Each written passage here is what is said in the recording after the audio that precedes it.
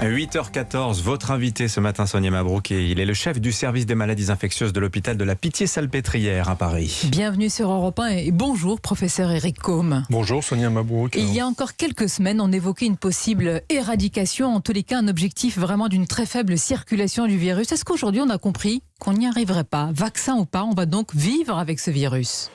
Oui, écoutez, c'est ce que je dis depuis plusieurs mois. Effectivement, on va vivre avec le virus. Il va rejoindre la bande des 4 autres coronavirus avec lesquels on vit déjà depuis des décennies, sinon des siècles, et on vivra avec lui.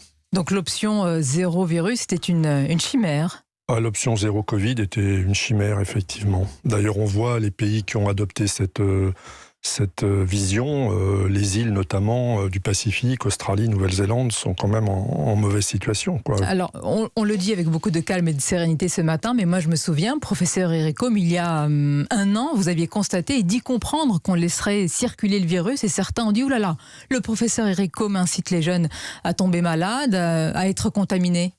C'était il y a un an. Oui, bon, ça c'est, vous savez, c'est les politiques qui cherchent toujours des boucs émissaires, et ils en avaient trouvé un bon en ma personne. Il ne faut jamais avoir raison trop tôt, alors. Oui, ça c'est clair que oui, il faut jamais avoir raison trop tôt, mais bon, qu'est-ce que vous voulez, c'est comme ça. Mais sur l'immunité collective, vous aviez aussi vous-même, professeur Eric Combe, défendu cette immunité grâce au vaccin. Elle ne marche pas, l'immunité collective. On s'en éloigne aujourd'hui. Non, je ne suis pas du tout d'accord. Je pense au contraire qu'on s'en rapproche. Certains infectiologues le disent. Oui, peut-être, mais non, je pense qu'on s'en rapproche. Il faut être serein. On va y arriver progressivement. Effectivement, ça va prendre un peu plus de temps que prévu, mais on va finir par s'immuniser collectivement. Alors, à titre individuel, cette immunité, elle sera soit naturelle, soit vaccinale. Je préférerais qu'elle soit vaccinale, je vous cache pas. Mais vous mettez sur le même plan l'immunité vaccinale et l'immunité naturelle qui passent par une contamination? Alors, elles ne sont pas tout à fait de la même qualité, hein. Malheureusement, et l'immunité naturelle, par exemple avec le variant alpha, ne vous protège pas forcément du variant delta. C'est un peu pareil avec la vaccination. Elle est très efficace sur le variant alpha, elle est un peu moins efficace sur le variant delta.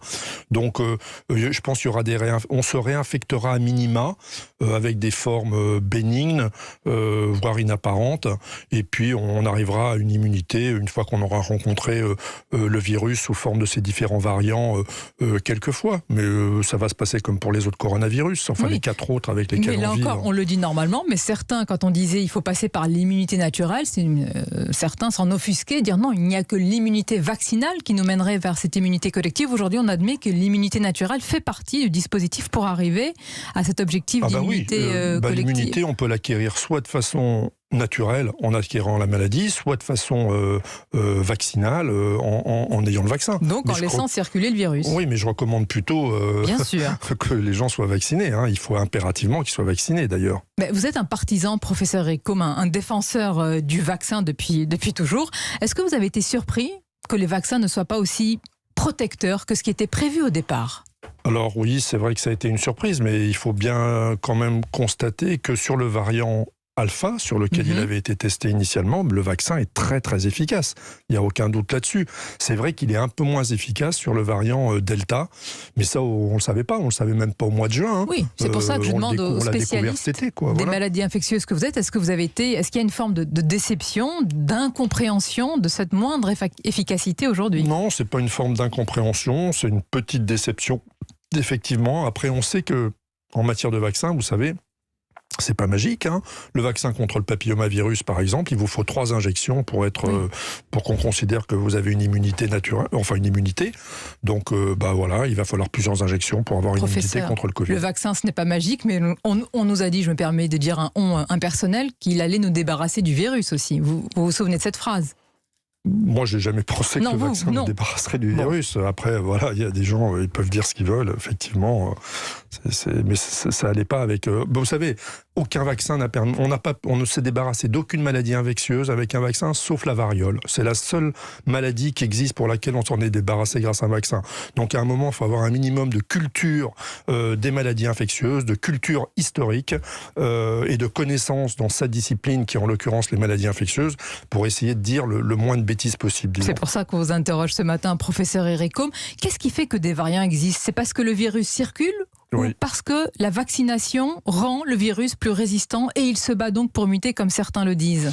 Alors, Il y a effectivement une certaine ambiguïté. Alors, bien évidemment, c'est parce que le virus circule qu'il y a des variants qui naissent. Pour que le virus ne circule pas, il faut avoir une immunité collective. Donc, plus on sera vacciné, moins le virus circulera. Après, effectivement, il y a une possibilité, mais pour l'instant, il n'y a aucune preuve, que laisser circuler un virus dans une population qui est à moitié vaccinée ou qui est mal vaccinée, ça puisse induire l'apparition de mutants qui contournent l'immunité conférée par le vaccin. Donc il y a quand même un effet pervers éventuel, à vous entendre. Non, vous êtes prudent, je comprends. Potentiellement, mais pour l'instant, c'est pas démontré. Voilà, mais c'est potentiellement possible. En matière de virologie, oui, c'est tout à fait possible. Ce matin, professeur Eric Combe, dans Les Échos, un article souligne le retard français dans la vaccination des plus de 80 ans, qui contraste d'ailleurs avec notre vaccination dans le reste de la population. Est-ce que c'est notre talon d'Achille aujourd'hui ? Oui, on n'est pas très bon chez les plus de 80 ans, c'est sûr. Enfin, globalement, on est quand même très très bon. Je pense que c'est ce qu'il faut retenir. J'ai été suffisamment critique pour reconnaître que mais là, c'est les plus fragiles. C'est pour ça qu'on s'intéresse à eux. Oui, mais malheureusement, il faut aussi savoir que dans cette population des plus de 80 ans, c'est là où le vaccin. Enfin, vous savez, plus on vieillit, moins les vaccins sont efficaces, parce qu'il y a un phénomène qui s'appelle l'immunosénescence, qui est le vieillissement du système immunitaire, qui fait que quand on a une stimulation vaccinale, on y répond moins bien après 80 ans que quand on a moins de 20 ans. Voilà, c'est tout, c'est comme ça, c'est le vieillissement, c'est notre vieillissement. C'est pour ça que la 3e dose est, selon vous, indispensable pour ce public de plus de 65 ans. Elle est indispensable, absolument. Oui, mais alors jusqu'où, professeur Ecom ? Parce que 3e, puis 4e, Israël se prépare à une 4e dose de vaccin et des rappels tous les 6 mois. Est-ce que c'est ce qui nous attend ? Pour l'instant, c'est trop tôt pour le dire. Il faut savoir que les Israéliens sont quand même un peu en avance par rapport à nous, puisqu'ils ont été les premiers à vacciner. En plus, c'est des très bons scientifiques, c'est une petite population, ils peuvent la surveiller parfaitement. Donc je suis effectivement... tout ce qui vient d'Israël en matière de vaccin Covid est très intéressant. Et effectivement, on suit globalement le même chemin à quelques mois d'écart. Ah, le même chemin, quelques mois. Mais on verra. Je ne sais pas ce qu'il en sera. Pour l'instant, commençons par vacciner correctement et avoir une couverture vaccinale correcte à 2 injections de, si possible, 100% de la population, même si on n'y arrivera pas. Puisqu'Israël est un laboratoire, si je comprends bien, il y a une 4e dose et des rappels tous les 6 mois, ça veut dire que l'immunité vaccinale tombe au bout de 6 mois. 5-6 mois. C'est ce qu'ils ont montré effectivement. On a vu que l'immunité conférée par le vaccin baissait avec le temps et assez rapidement, oui, effectivement. 5-6 mois quand même, nous sommes dans un délai court. Hein. Oui, mais après, vous savez, quand on va relancer l'immunité avec de nouveaux rappels, on va probablement prolonger la durée d'immunité et à mon avis, ça ne sera pas 6 mois, ça sera bien plus long. Je pense. Professeur, et comme vous avez dit, considérer comme une évidence la vaccination des soignants, de manière pragmatique, parce qu'il ne faut pas contaminer les patients, de manière même philosophique, parce qu'évidemment, depuis votre poste et votre parcours, vous croyez en la science. Comment ça se passe dans votre service ? Est-ce que tous ceux qui travaillent avec vous sont convaincus de ce que vous dites ? La plupart des spécialistes de maladies infectieuses, évidemment, sont convaincus des bienfaits de la vaccination. Mais dans votre service, à la Pitié, qui ne le soient pas. Les soignants les soignants, les médecins, il n'y a aucun problème. Les infirmières, il n'y en a quasiment pas. Il y a un peu plus de problèmes avec les aides-soignantes. Mais bon, je pense que ça va rentrer dans l'ordre. Je rappelle que les soignants sont de toute façon vaccinés par obligation contre certaines maladies, dont par exemple l'hépatite B, pour laquelle on disait à un moment que ça donnait des scléroses en plaques, etc. Et ça ne les a pas empêchés de se vacciner. On sait que ça ne donne pas sclérose en plaques, mais ça ne les a pas empêchés de se vacciner. Et là, je pense qu'il va exactement en être de même. Mais racontez-nous concrètement, pardon de rentrer peut-être dans le détail de votre vie, mais professionnelle, quand vous allez à l'hôpital, est-ce que vous montrez vous-même votre passe ? Est-ce qu'il y a un système qui fait que vous pouvez accéder au service de la Pitié-Salpêtrière ? Pour l'instant, je ne peux pas rentrer dans mon hôpital si je n'ai pas le passe sanitaire, oui. Donc évidemment, vous montrez, si je peux dire, patte blanche. Voilà, exactement. Vous et d'autres. Oui, exactement. Toutes les personnes qui rentrent dans l'hôpital. Et sinon, si elles n'ont pas leur passe, on les teste à l'entrée des hôpitaux avec des stands pour les tester. Comment vous définiriez l'état psychologique des soignants en ce moment, notamment ceux qui travaillent avec vous et au-delà ? Comment sont-ils ? Je pense qu'il y a une grande lassitude, mais y compris de nous d'ailleurs, les seniors, mais je pense qu'il y a une grande lassitude, une grande fatigue physique, mais aussi psychique. Il y a beaucoup de personnel en arrêt de travail. Il y a eu un gros impact quand même sur les services, sur le plan psychologique. Est-ce qu'on se rend vraiment compte, nous, j'allais dire, et puis plus largement, d'ailleurs, les pouvoirs publics, de cet impact ? Parce que vous avez dit des arrêts de travail, peut-être des fermetures de lits, je ne sais pas, est-ce qu'on se rend compte des conséquences ? Oui, malheureusement, quand vous avez trop de personnel qui est arrêté, il faut fermer des lits. Mais vous comprenez que ça nous choque ce matin d'entendre qu'on ferme des lits dans une telle situation ? Ben oui, mais malheureusement, quand vous n'avez pas de personnel, on est obligé de fermer des lits. Je vous rappelle que le manque de personnel soignant est quand même un problème majeur dans notre pays, pas uniquement dans les grandes villes, mais aussi dans les campagnes. Et c'est même encore pire dans les campagnes, où vous savez qu'il y a des endroits où on ne trouve même plus de médecins traitants. Donc je pense qu'il serait urgent que les pouvoirs publics s'intéressent à ce problème qui, à mon avis, n'est pas prêt de se résoudre. Sur le pass sanitaire, professeur Éric Côme, puisque même les vaccinés peuvent être contaminants, pourquoi l'appelle-t-on sanitaire? Est-ce qu'il a quelque chose de sanitaire, ce pass? C'est une bonne question. Alors je vous rappelle que quand le principe du pass sanitaire a été émis, on ne savait pas. On pensait que le vaccin serait efficace et très efficace. Et puis après, il y a eu l'émergence du variant Delta, et effectivement, on s'est rendu compte que le vaccin était quand même très efficace, faut quand même pas exagérer, mais qu'il l'empêchait pas aussi bien qu'on ne le pensait, les infections, voire même des formes bénignes de la maladie. Effectivement, on le savait pas. Quand ce principe du pass sanitaire a été édicté. Donc on pourrait revenir en arrière, mais enfin c'est pas moi qui suis décidant là-dedans.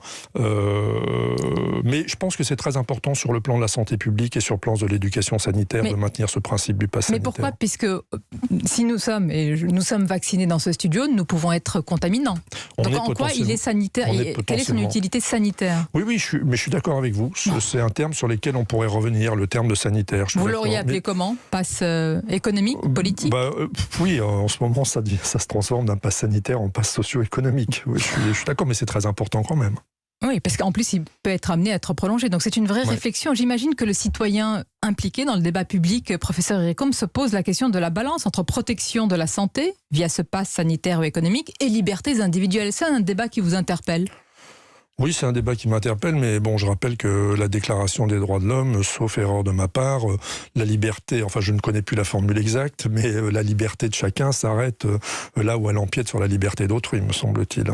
Et donc je pense que c'est très important d'avoir cette vision collective, vraiment, et c'est une bonne occasion, cette épidémie, ce vaccin, ce pass sanitaire. Donc c'est un satisfecit au gouvernement et peut-être au sommet de l'État, ce pass sanitaire pour vous, ou ce pass économique? J'ai toujours dit ce que je pense. Enfin oui, je pense que c'est une décision courageuse, vraiment courageuse, mais une décision qui a été très utile. D'ailleurs, on a vu qu'après la décision d'instaurer le pass sanitaire, le taux de vaccination a augmenté de façon très importante et majeure. Et je crois que c'est une très bonne chose. Sur le plan de la santé publique, c'est un véritable geste de santé publique. Geste de santé publique, pourquoi? C'est une parce que une éducation à la santé publique. Voilà, c'est une éducation à la santé de la population.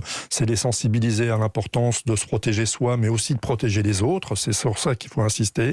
C'est une vision un peu même altruiste. Si on reste contaminant, attention. Oui. Voilà, mais on est moins contaminant, on est moins malade, on rentre pas en réanimation. Dernière question, c'est en conclusion, c'est important. Je voudrais insister sur votre livre de la maladie de Lyme, professeur Éric Côme. Réalité ou imposture, la maladie de Lyme, en quelques mots, c'est une réalité, une maladie infectieuse transmise par une tique et qui donne une maladie, celle de Lyme. Mais vous dites qu'il y a aussi une imposture. Vous avez eu énormément de réactions. Vous avez été stigmatisé, même je ne sais pas si on peut dire un journal, mais a même dit que vous aviez été admis en psychiatrie. Absolument, oui, c'est vrai, mais c'est un journal notoirement complotiste auquel pas grand monde n'accorde d'importance. Mais enfin, voilà, moi j'ai accordé certaine importance puisque je l'ai poursuivi en justice. Donc, Et nous avons lu le livre avec Dimitri. C'est un livre à lire vraiment pour découvrir cette maladie, ses conséquences aussi, de la manière dont vous en parlez. C'est à recommander, si je peux me permettre. Merci beaucoup, c'est très gentil de votre part. Voilà, et la maladie de Lyme, il ne faut pas confondre avec d'autres pathologies. C'est un peu la thèse de votre livre. Absolument, il y a un peu une phobie de la maladie de Lyme. Exactement. Qui conduit à un surdiagnostic du Lyme et un surtraitement du Lyme et à des délires de prescription. Ça concerne beaucoup de personnes. Malheureusement. Merci professeur Éric Côme, merci d'avoir été notre invité ce matin. Merci à vous Sonia Mabrouk. Merci professeur, merci Sonia Mabrouk.